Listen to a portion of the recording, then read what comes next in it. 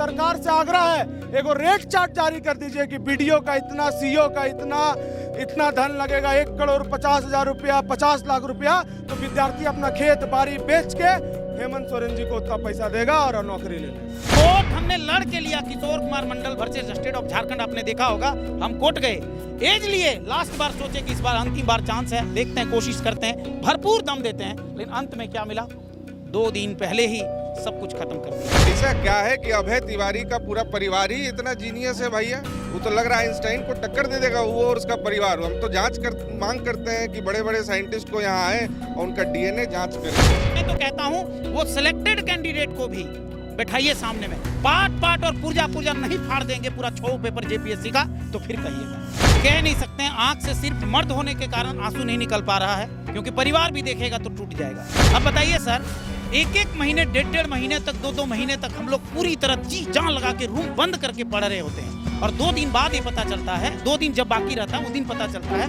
कि अब आपकी मेंस की एग्जाम नहीं होगी। कभी हम लोग जेपीएससी की अध्यक्ष की नियुक्ति के लिए लड़ते हैं, नियुक्ति होने के बाद एग्जाम कराने के लिए लड़ते हैं, और एग्जाम हो जाता है तो उसमें गड़बड़ी जो पाई जाती है तो फिर एग्जाम रद्द कराने के लिए लड़ते हैं। साथियों सलाम, नमस्ते, सत श्री अकाल और जय भीम जोहार। साथियों, फैजा में इतनी तमतमाहट क्यों है? ये विद्रोही तेवर रांची शहर में आज क्यों देखने को मिल रहा है? इसके सबब क्या है, इसके कारण क्या है? और एक बड़ा जलसा, एक बड़ी रैली आयोजित की गई है। हालांकि इसमें जेएलकेएम के साथियों की तादाद ज्यादा है, लेकिन छात्र भी कम नहीं है दोस्तों, अभ्यर्थी भी कम नहीं है। उन्होंने हैं जिन्होंने अपने गाढ़े पसीने लगाए हैं, उन्होंने नहीं, केवल उनके परिवार ने भी लगाए हैं। और हासिल पाई क्या होता है, वही शून्य मिलता है, कहीं पेपर लीक, कहीं गड़बड़ झाला। तो हो क्या रहा है दरअसल, इसे हम समझने की कोशिश करते हैं। हमारे साथ कई साथी हैं, मैं एक पहले साथी से मैं बात करता हूं और परिचय भी इनसे जानना चाहूँगा। किशोर मंडल हुआ, गिरिडीह से हूँ। पूरी बात बताएं कि आप आए क्यों हैं, क्या कारण? देखिए, ये जगजाहिर है कि जो वर्तमान में स्थिति है जेपीएससी और जेएसएससी की, ये इसका भुक्तभोगी हम लोग इस तरह हो चुके हैं, मतलब कह नहीं सकते हैं, आंख से सिर्फ मर्द होने के कारण आंसू नहीं निकल पा रहा है, क्योंकि परिवार भी देखेगा तो टूट जाएगा। नहीं तो दर्द इतना है अंदर में, बता नहीं सकते हैं सर। लगातार हम लोग जेएसएससी जेपीएससी का हर बार पीटी मेंस इंटरव्यू दे रहे हैं, लेकिन क्या हो रहा है, अंत में उस दिन डेट कैंसिल होता है जिस दिन अगला 2 दिन बाद एग्जाम होना होता है। अब बताइए सर, 1-1 महीने, 1.5 महीने तक, 2-2 महीने तक हम लोग पूरी तरह जी जान लगा के रूम बंद करके पढ़ रहे होते हैं, और 2 दिन बाद ये पता चलता है, 2 दिन जब बाकी रहता है उस दिन पता चलता है कि अब आपकी मेंस की एग्जाम नहीं होगी। सीधा होटलों में ले जा करके हम लोग का कई अपने लोग ऐसे हैं जो होटलों में ले जा करके आंसर लिखवाया जा रहा है, और हम लोग का आंसर उसमें खराब हो जा रहा है, क्योंकि जो फ्रेश लिखेगा, बैठ के लिखेगा, चैट जीपीटी का प्रयोग कर लिखेगा, उसका तो नहीं होगा ना सर।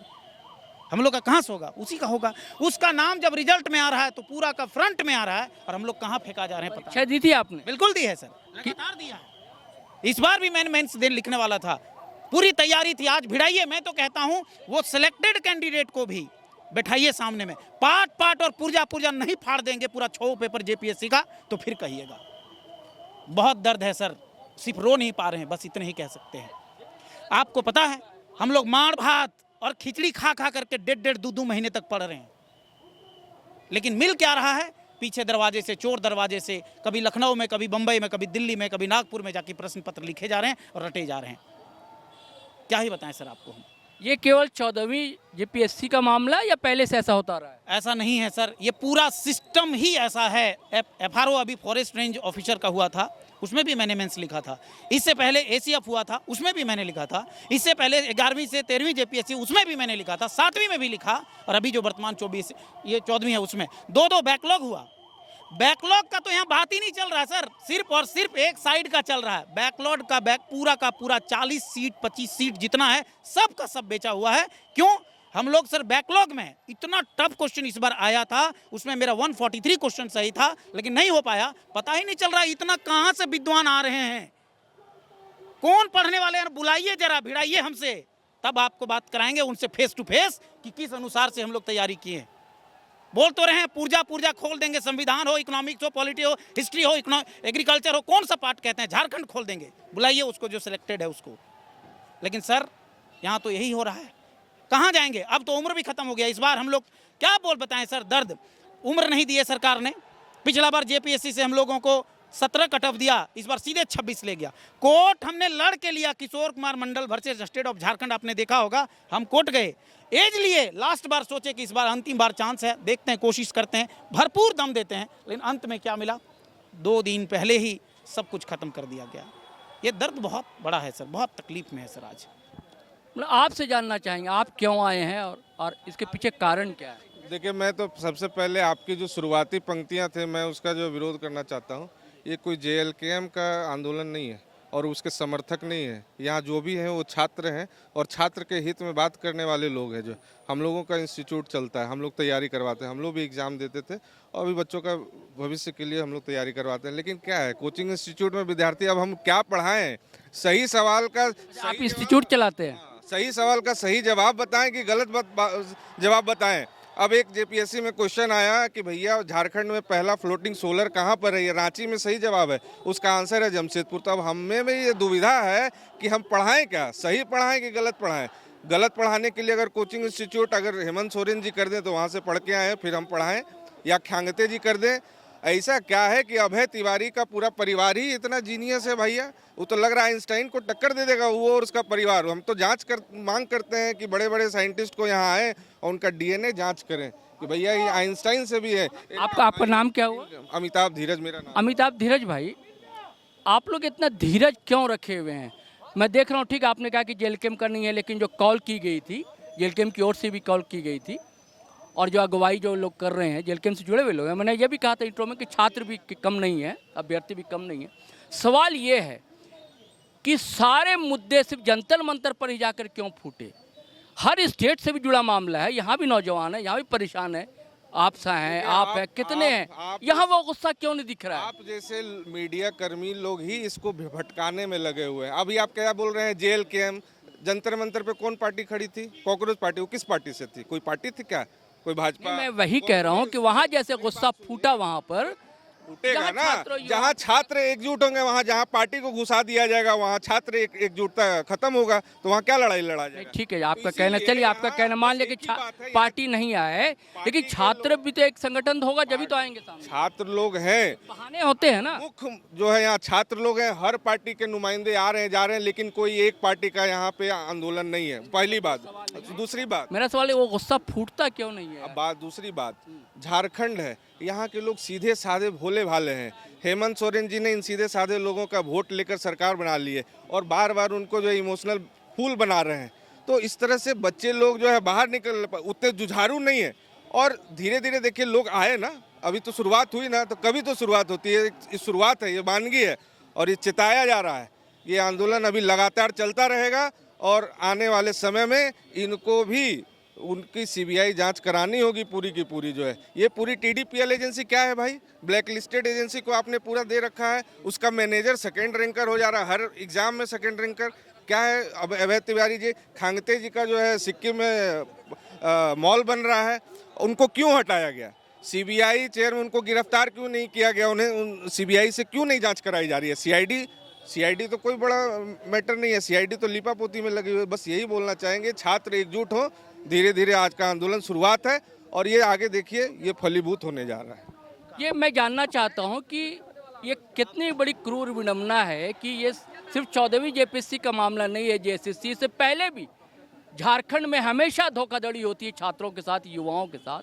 तो ऐसा क्यों होता है, आपसे हम समझना चाहेंगे। देखिए, झारखंड में सतत सालों भर विद्यार्थी सड़क में रह के संघर्ष करते रहता है। कभी हम लोग JPSC की अध्यक्ष की नियुक्ति के लिए लड़ते हैं, नियुक्ति होने के बाद एग्ज़ाम कराने के लिए लड़ते हैं, और एग्ज़ाम हो जाता है तो उसमें गड़बड़ी जो पाई जाती है तो फिर एग्ज़ाम रद्द कराने के लिए लड़ते हैं। तो झारखंड का विद्यार्थी सड़क पर रहता है और लड़ाई करते रहता है, उसकी आयु निकल जाती है। वही तो मैं कहना चाह रहा हूँ। जब आप ईयरली एग्ज़ाम नहीं करा रहे हैं तो एज फैक्टर इसमें क्यों है, उसको आप हटा दीजिए। तो झारखंड की देखिए, 56 इंच वाले मोदी जी ने बड़ा दिल दिखाते हुए धर्मेंद्र जी का इस्तीफा दिलवाया। 56 गो विधायक वाला जो हमारे झारखंड में विधानसभा जो सरकार है, उसको भी बड़ा दिल दिखाते हुए खुद का इस्तीफा देना चाहिए। ये झारखंड में क्या हो रहा है? झारखंड में 7 सालों भर विद्यार्थी आंदोलन पर बैठा रहता है। झारखंड में आप तो विद्यार्थियों का रीढ़ का हड्डी तोड़ दिया है ये झारखंड का सरकार। छात्रवृत्ति, मैं रांची में रहता हूँ, यहाँ जोमेटो स्विगी में काम करने वाले जो विद्यार्थी हैं वो दिन रात काम करते हैं और एक छात्रवृत्ति उनका था सहारा, जिसके भरोसे वो लोग पढ़ने आते थे। ये हेमंत सोरेन जी की सरकार उनका छात्रवृत्ति भी रोक दी है और वो लोग पढ़ाई करने से वंचित रह जा रहे हैं। तो वो लोग तो चाहते हैं कि लोग को पहले ही पढ़ाई से रोक दो, बाधित कर दो, वंचित कर दो, ताकि लोग जेपीएससी और जेएसएससी तक का परीक्षा देने के लिए जाने के लिए सक्षम ही ना रह पाए। तो ये सरकार विद्यार्थियों को निरंतर अपंग बना रही है। और ये हेमंत सोरेन बोलते हैं कि मुर्गी पालो, अंडा पालो। अब सही में हमको लगता है कि हेमंत सोरेन जी आप भी चार्टर प्लेन में घूमना छोड़ दीजिए, आइए हम लोग साथ बकरी पालिए और मुर्गा पालिए और आप इस्तीफा दे दीजिए। नहीं, मेरा सवाल ये था कि ये सिर्फ अभी इस टेन्योर की बात नहीं है। 25 साल हो गए झारखंड में और हमेशा ऐसा होता है छात्रों के साथ, कोई भी सरकार रही है। वही तो मैं कह रहा हूँ कि किसी ना किसी को तो अकाउंटेबिलिटी लेना पड़ेगा ना। कौन लेना पड़ेगा? हमारा अभिभावक, हमने सरकार चुना, हमने अपने मत से हेमंत सोरेन जी को इस राज्य का सत्ता दिया। तो अब अधिकार किसका है? किसका काम है? विद्यार्थियों का जीवन बर्बाद हो रहा है। मैं तो बोल रहा हूँ जेपीएससी जेएसएससी अपना कैलेंडर तो जारी नहीं करता है, कम से कम सरकार से आग्रह है एगो रेट चार्ट जारी कर दीजिए कि बीडीओ का इतना, सीओ का इतना धन लगेगा, 1,50,00,000 रुपया, 50 लाख रुपया, तो विद्यार्थी अपना खेत बाड़ी बेच के हेमंत सोरेन जी को उतना पैसा देगा और नौकरी ले लेगा। साथियों, दर्द एक नहीं है, कई कहानियां हैं, कई किस्से हैं। हर के अंदर एक त्रासदी है, एक ट्रेजेडी है और इसे तय करना है, जिम्मेदारी लेनी है, वो काम है सरकार का। सरकार सोचे समझे। चलिए साथियों, चलते हैं। सब्सक्राइब कर लीजिए हमारा चैनल, फेसबुक पेज फॉलो कर लीजिए और वीडियो शेयर कीजिए। जय हिंद, जय भारत।